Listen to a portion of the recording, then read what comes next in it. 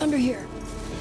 What the gameplay needs to do is immerse you in the world, give you as many interesting actions to survive in this world and overcome obstacles. And obstacles could be infected, it could be other people, it could just be the environment, it could be rushing water, anything that could happen in this post-apocalyptic world. Are you clean? Yeah. And everything that means. It means giving you a threat constantly, as this world has. It means giving you the hard choices to the next level. Of the story. And how do we do it through systems?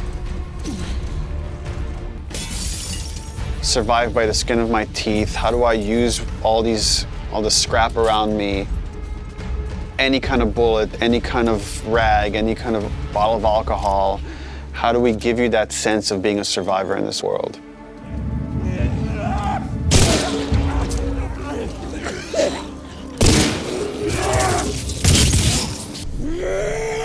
How do we make you feel like you're not the strongest person in the room, but you still should be able to rise to the challenge and survive, a fight with a bunch of people that are all bigger than you. And that's where we added a jump button. Deal. In the first game, we had a clamber button, but not really jumping. And here, Ellie can jump. The combat scenarios are much more vertical, where Ellie can use elevation to her advantage. Crafting everything while in that position, and it just creates so many more emergent things in gameplay. How else can we use this other than just hiding in vegetation? We're like, well, there's a lot of man-made things or different structures that have collapsed.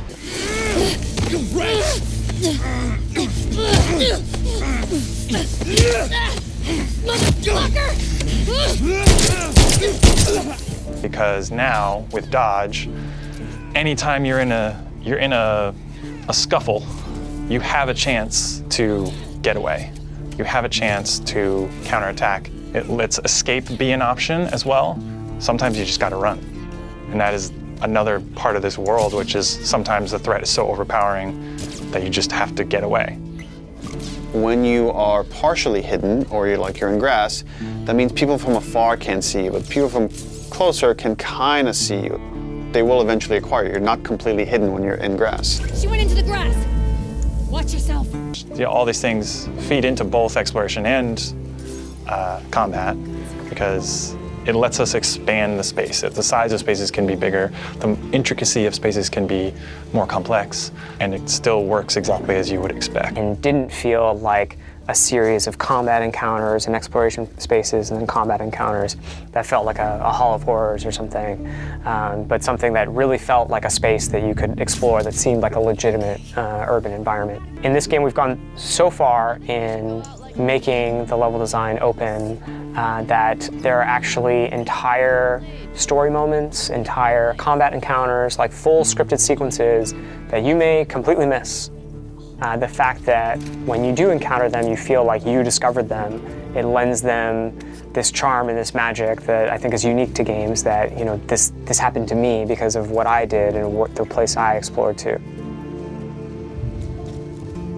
Meaning that when you enter new spaces, you want to look around for supplies. You want to open drawers and cabinets and look for different things that will allow you to craft either items that can help you heal, items that can help you attack multiple enemies at once, such as the Molotov or the landmine that Ellie can craft. Items that can help augment your weapons, like the silencer for her pistol, or craft new kinds of ammo. And on the fly, we try to be a game that wants you to make a lot of different decisions in combat as possible. And the way that we've expanded the recipe roster and all of the recipes and how they interact with each other is carefully chosen for the different ingredients and making sure that you always have these interesting decisions to make.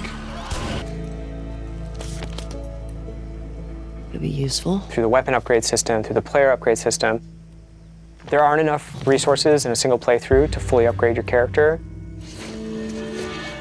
The choices that you make, you're going to have to live with. And we wanted to make sure that all of the choices that you made had a really noticeable and tangible effect on the way that you play.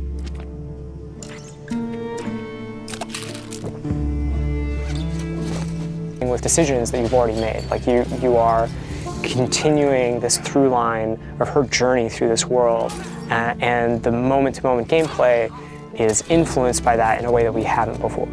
The realization that your choices have these long-term consequences is very much like the nature of the narrative of the game.